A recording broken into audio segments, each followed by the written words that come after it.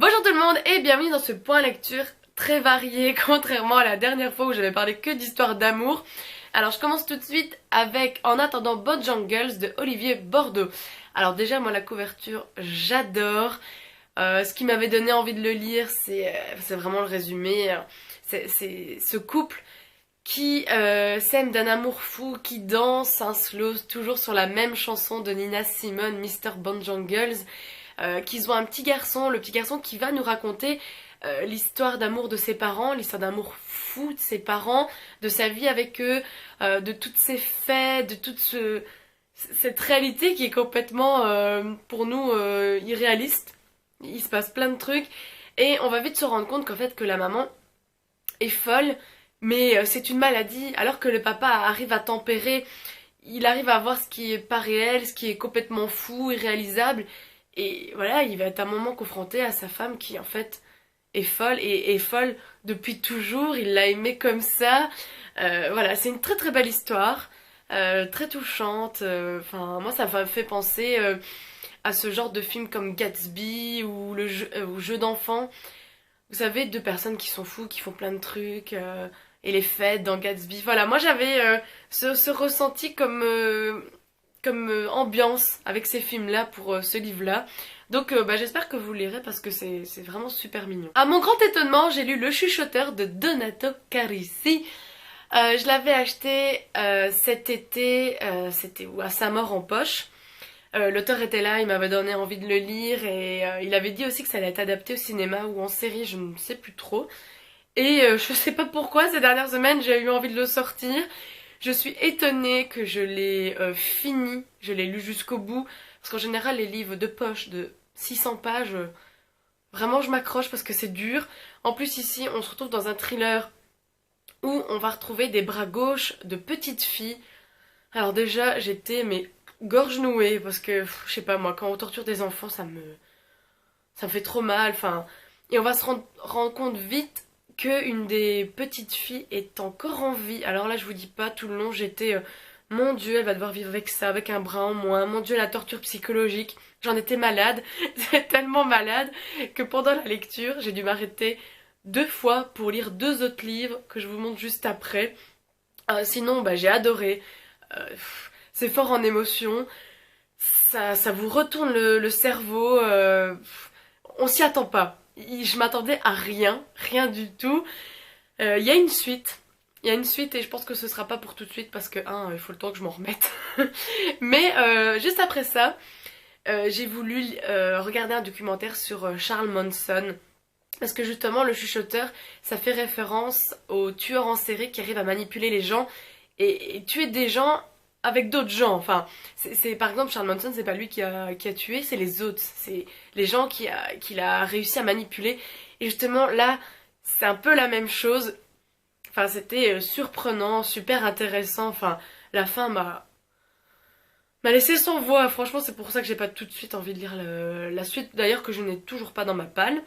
Mais voilà, si vous avez envie d'un bon thriller qui vous prend en trip, qui vous surprend, allez-y. Et donc après une centaine de pages du chuchoteur, j'ai lu ceci. Donc c'est Ne t'inquiète pas pour moi de Alice Kupers. Je sais pas comment on le dit. Bon, elle est anglaise. Alors ce livre, il est dans ma wishlist depuis le tout début où je me suis inscrite sur Livre Addict. C'est un des premiers livres que j'ai repéré. Voilà, vous l'avez pas encore vu dans le book haul, mais ça va arriver. C'est un livre magnifique, c'est une conversation entre une fille et sa mère par post-it, par petits mots qu'elle se laisse sur le coin de la table parce que la maman est docteur, qu'elle est voilà surbouclée. On va apprendre très vite qu'en fait elle va tomber malade, elle va avoir un cancer. Et la fille, elle aussi, elle a plein de trucs, elle est étudiante, elle a un copain, elle a des amis, elle a des devoirs à rendre. Ses parents sont divorcés, donc elle doit aller chez son papa. Mais cette conversation, ce livre est mais juste magnifique. Franchement, ça fait trop du bien pendant qu'on lit le chuchoteur pour souffler 2 secondes, parce qu'en plus, je l'ai lu en 1 heure. Un livre de 200 pages, mais 200 pages, mais voilà. Quand vous avez 3 lignes sur une page, la une, ça va très vite. C'était une histoire sublime. Quand vous avez besoin de vous déconnecter, d'avoir une une histoire belle, pleine d'émotions, voilà, les liens entre mère et fille, parce que voilà, elles se disputent, elles s'aiment, c'est vraiment mignon, et il est bleu. Et l'autre livre que j'ai lu pendant le chuchoteur, c'est Journal d'un vampire en pyjama de Mathias Malzeux. C'est un immense coup de cœur, c'est un livre magnifique. Voilà, cette fois-ci, Mathias Malzeux va nous raconter sa vie. En fait, il est tombé malade pendant la création de son film, voilà, vers la fin de Jacques et la mécanique du cœur. Il a commencé à se sentir très faible. Pendant le tournage du clip, c'est Jacques et la mécanique du cœur, je ne sais pas comment la chanson s'appelle, enfin je ne sais plus.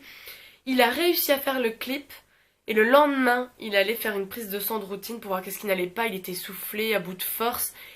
Et là, on voit qu'il a 4,6 grammes par décilitre, je crois, d'hémoglobine. Alors, moi, quand j'ai lu le chiffre, ça m'a choquée parce que voilà, je suis en laboratoire médical, en stage. Et dès qu'un patient a moins de 8 grammes d'hémoglobine, on téléphone pour le dire au service où la personne est hospitalisée et prévoir peut-être une transfusion sanguine. Et je me dis, mais comment il a fait pour tenir, pour danser, pour faire un clip toute la journée en ayant si peu d'hémoglobine, voilà, en ayant si peu d'oxygène dans le sang. Et donc voilà, très vite on va voir qu'en fait il a atteint d'une aplasie médulaire idiopathique. Alors je traduis. Une aplasie médulaire, c'est que votre moelle osseuse ne produit plus de cellules. En gros, c'est une maladie auto-immune, hein, votre corps se rebelle contre vous et détruit vos cellules. Donc à un moment, si on n'a plus de globules blancs, on sait plus se défendre, et si on n'a plus de globules rouges, on sait plus respirer.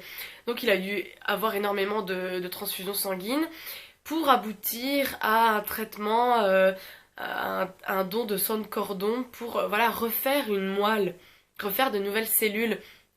Mais ce livre est magnifique parce que c'est écrit de la même manière qu'il écrit ses livres où il invente des personnages loufoques. C'est métaphoré, mon Dieu. Enfin voilà, Journal d'un vampire en pyjama, c'est lui le vampire. Hein. Il a besoin de sang en pyjama parce que voilà, il est malade. Et alors il y a toute une métaphore avec Damoclès. Damoclès qui est toujours là derrière lui, avec son épée derrière. Allez, voilà, tu es entre la vie et la mort, tu vas peut-être mourir. C'est magnifique. Et voilà, la relation avec son amoureuse, c'est sublime. Alors même si vous n'êtes pas fan de Mathias Malzeux ou du groupe Dionysos ou que sais-je, mon Dieu, c'est une belle histoire de vie parce que heureusement, on sait que ça se termine bien parce qu'il a fait voilà des interviews. Il s'en remet, la greffe a pris.